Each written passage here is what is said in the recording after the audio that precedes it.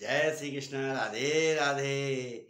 गोविंदाय गरुड़ध्वजाय गोविंदाय गरुड़ध्वजाय गुणनिधे दामोदर माधवम। हे कृष्ण कमलापते यदुपते सीतापते श्रीपते वैकुंठाधिपते चराचर पते लक्ष्मीपते पाहि मां पाहि मां पाहि मां। अब मैं आपको गीता जी का चौथे अध्याय का शेष भाग सुना रहा हूँ। आप प्यार से सुने। श्री राधे कृष्ण की जय हो। जब भगवान कृष्ण अर्जुन को कर्म योग का ज्ञान दे रहे थे, तब उन्होंने कहा, जो पुरुष कर्म में अर्थात अहंकार रहित की हुई संपूर्ण चेष्टाओं में अकर्म अर्थात वास्तव में उसका ना होना पाना देखें, और जो पुरुष अकर्म में अर्थात अज्ञानी पुरुष द्वारा किए हुए संपूर्ण क्रियाओं के त्याग में भी कर्म को अर्थात त्याग रूप क्रिया को देख, वह पुरुष मनुष्यों में बुद्धिमान है और वह योगी संपूर्ण कर्मों का करने वाला है। हे अर्जुन, भगवान कृष्ण अर्जुन को बता रहे हैं, हे अर्जुन, जिसके संपूर्ण कार्य कामना और संकल्प से रहित ऐसे उस अज्ञान रूप अग्नि द्वारा भस्म हुए कर्मों वाले पुरुष को ज्ञानी जन भी पंडित कहते हैं। जो पुरुष संसारिक आश्रय से रहित सदा परमानंद परमात्मा में तृप्त है, वह कर्मों के फल और सांग अर्थात कर्तव्य अभिमान को त्याग कर कर्म में ही अच्छी प्रकार वर्तता हुआ भी कुछ भी नहीं करता है। जीत लिया है अंतकरण और शरीर जिसने तथा त्याग दी है संपूर्ण भोगों की सामग्री जिसने, ऐसा आशा रहित पुरुष केवल शरीर संबंधी कर्म को करता हुआ भी पाप को नहीं प्राप्त होता है।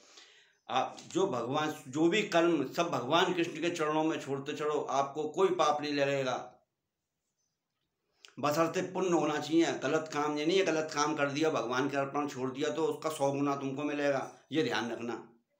आशा रहित पुरुष केवल शरीर संबंधी कर्मों को करता है, पाप को नहीं प्राप्त होता है। अपने आप जो कुछ प्राप्त हो उसमें ही संतुष्ट रहने वाला और हर्ष शोकादि द्वंद्वों से अतीत हुआ तथा मत्सरता अर्थात ईर्षा से रहित है, सब बातों से रहित है। द्वेष भाव, ईर्षा, बुराई भलाई, लड़ाई, इन सबसे जो दूर है, उस ज्ञान के लिए आचरण करने वाले पुरुष में से कोई भी इस भाव से यज्ञ करते हैं कि अर्पण अर्थात शुभ्रादिक भी ब्रह्मा है और हवि अर्थात हवन करने योग्य द्रव्य भी ब्रह्मा है, और ब्रह्म रूप अग्नि में ब्रह्म रूप कर्ता के द्वारा जो हवन किया गया है वह भी ब्रह्मा है। इसीलिए ब्रह्म स्वरूप कर्म में समाधिस्थ हुए उस महापुरुष द्वारा जो प्राप्त हुए योग्य है वो भी ब्रह्मा ही है।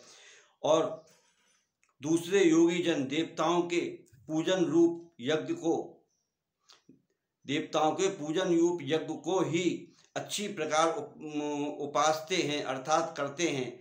ज्ञानी जन परब्रह्म परमात्मा स्वरूप अग्नि में यज्ञ के द्वारा ही यज्ञ को हवन करते हैं। अन्य योगी जन श्रोतादिक सब इंद्रियों को संयम करके स्वाधीनता हवन करते हैं। हवन कई प्रकार के करते हैं, एक तो अग्नि में डाल के हवन करते हैं, होम में हवन करते हैं, एक अपने शरीर के अंदर ही सब शरीर में करके उसको हवन करते हैं योग क्रिया द्वारा। ये सब हवन करने के इंद्रियों विषयों को शरीर को रोक कर अपने वश में कर लेते हैं। और दूसरे योगी लोग शब्दादिक विषयों को इंद्रिय रूप अग्नि में हवन करते हैं। मैं आपको कह रहा था शरीर क्या भी हवन होता है, भस्म करते हैं। दूसरे योगी जन संपूर्ण इंद्रियों की चेष्टाओं को तथा प्राणों के व्यापार को ज्ञान से प्रकाशित हुई परमात्मा में स्थित रूप योगा अग्नि में हवन करते हैं। योग द्वारा योगा अग्नि में हवन करते हैं। दूसरे कई पुरुष ईश्वर अर्पण बुद्धि से लोक सेवा में द्रव्य लगाने वाले हैं, वैसे ही कई पुरुष स्वधर्म पालन पूर्व तप यज्ञ को करने वाले हैं, और कई अष्टांग योग अष्टांग योग भी एक होता है। अष्टांग योग द्वारा रूप यज्ञ को करते हैं और दूसरे अहिंसावादी तीक्ष्ण व्रतों में युक्त यत्रशील पुरुष भगवान के नाम जप, भगवत प्राप्ति विषय शास्त्रों का अध्ययन रूप ज्ञान रूप में करने वाले दूसरे योगी जन अपान वायु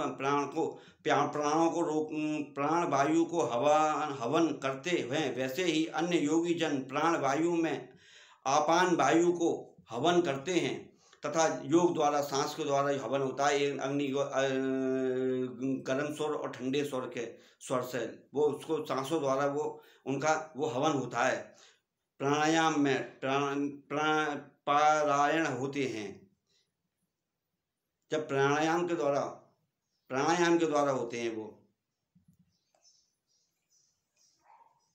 दूसरे नियमित आहार करने वाले योगी जन प्राणों में ही हवन करते हैं। इस प्रकार यज्ञों द्वारा नाश हो गया है पाप जिनका, ऐसे यह सभी पुरुष यज्ञों को जानने वाले हैं। कुरुश्रेष्ठ अर्जुन, यज्ञों के परिमाण स्वरूप ज्ञानामृत को भोगने वाले योगी जन सनातन परब्रह्म परमात्मा को प्राप्त होते हैं और यज्ञ रहित पुरुष को यह मनुष्य लोक भी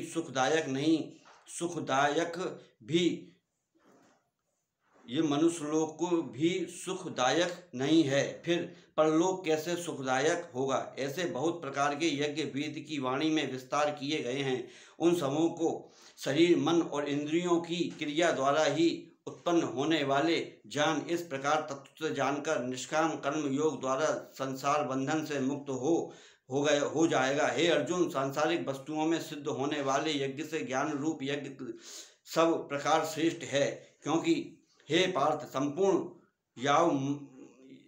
याव मात्र कार्य कर्म यज्ञ में शेष होते हैं, अर्थात ज्ञान उनकी पराकाष्ठा है। इसलिए तत्व को जानने वाले ज्ञानी पुरुषों से भली प्रकार दंडवत प्रणाम तथा सेवा और निष्काम कपट भाव से किए हुए प्रश्न द्वारा उस ज्ञान को जान, वे कर्म मर्म को जानने वाले ज्ञानी जन तुझे उस ज्ञान का उपदेश करेंगे कि जिसको जानकर तू फिर इस प्रकार मोह को प्राप्त नहीं होगा। हे अर्जुन, जिस ज्ञान के द्वारा व्यापारिक संदत चेतना रूप हुआ अपने अनंत समष्टि बुद्धि आधार संपूर्ण भूतों को देखेगा, इस उपरांत सच्चिदानंद भगवान स्वरूप में एक ही भाव हुआ सच्चिदानंदमय ही देखेगा। यदि तू सब पापियों में भी अधिक पाप करने वाला है तो भी ज्ञान रूप नौका द्वारा निसंदेह संपूर्ण पापों से अच्छी प्रकार तर जाएगा। जैसे जैसे आपके पाप हो जाते हैं, गलती हो जाती हैं, जन्मों से कोटि जन्मों से हमारे होते आ रहे हैं, इसको तुम भजन करो, पूजा करो और श्री कृष्ण भगवान के चरणों में अर्पण कर दो। तुम्हारी कोई भी जन्मों की अनंत जन्मों की जो भी गलती होंगी वो तुम्हारी नष्ट हो जाएंगी। यही भगवान कृष्ण अर्जुन को कह रहे हैं, तू सब कर्म कर, युद्ध कर, सब बात कर, सबको मार और सब मेरे अर्पण कर दे, तू पाप मुक्त रहेगा। ज्ञान को प्राप्त होकर तक्षण भगवत प्राप्ति रूप परम शांति को प्राप्त हो जाता है। हे अर्जुन, भगवत द्वितीय को ना जानने वाला, भगवत विषय को ना जानने वाला तथा श्रद्धा रहित और संशय युक्त पुरुष परमार्थ से भ्रष्ट हो जाता है। उसमें भी संशय युक्त पुरुष के लिए तो ना सुख है और ना यह लोक है, ना परलोक है, अर्थात यह लोक और परलोक दोनों ही उसके लिए भ्रष्ट हो जाते हैं।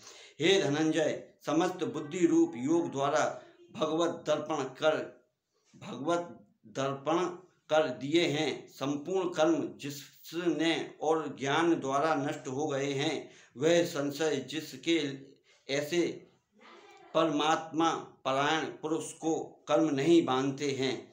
इससे हे भरतवंशी अर्जुन, तू समत्व बुद्धि रूप योग में स्थित हो और यज्ञनाथ से आज्ञा से योग में स्थित हो और आज्ञा से उत्पन्न हुए हृदय में स्थित इस अपने संशय को ज्ञान रूप तलवार द्वारा छेद करके बुद्धि के लिए युद्ध के लिए खड़ा हो।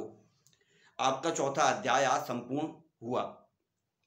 तो भगवान कृष्ण ने अर्जुन को यही समझाया है, तू सब चीज मोह माया इसको सबको छोड़, ये सब मरे हुए रखे हुए हैं, तू युद्ध कर, और युद्ध करेगा जब ही तेरी विजय होगी, तेरा नाम होगा।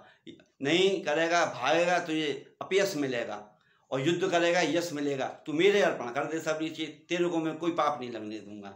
यही भक्तजनों में आपसे कहता हूँ, कोई भी कर्म करो बशर्ते गलत मत करो, कर्म बढ़िया करो, गीता जी का पाठ करो, गारंटी से आपके शरीर में आत्मा को पुष्टि मिलेगी और आप तंदुरुस्त और भगवान के चरणों में मन लगेगा। आज के आनंद कीजिए, हनुमान जी की पूजा करें, शनिदेव की पूजा करें। जय जय श्री राधे राधे। कल मैं आपको गीता जी का चौथे अध्याय को जिसने पढ़ा उसका कल्याण हुआ, उद्धार हुआ, भगवान कृष्ण के चरणों में उसे जगह मिली, कैसे मिली वो मैं आपको कल बताऊंगा। लाइक करें, सब्सक्राइब करें, आप अपना प्यार दें भाई लोगों, आप अपना प्यार दो। जय श्री कृष्ण, राधे राधे।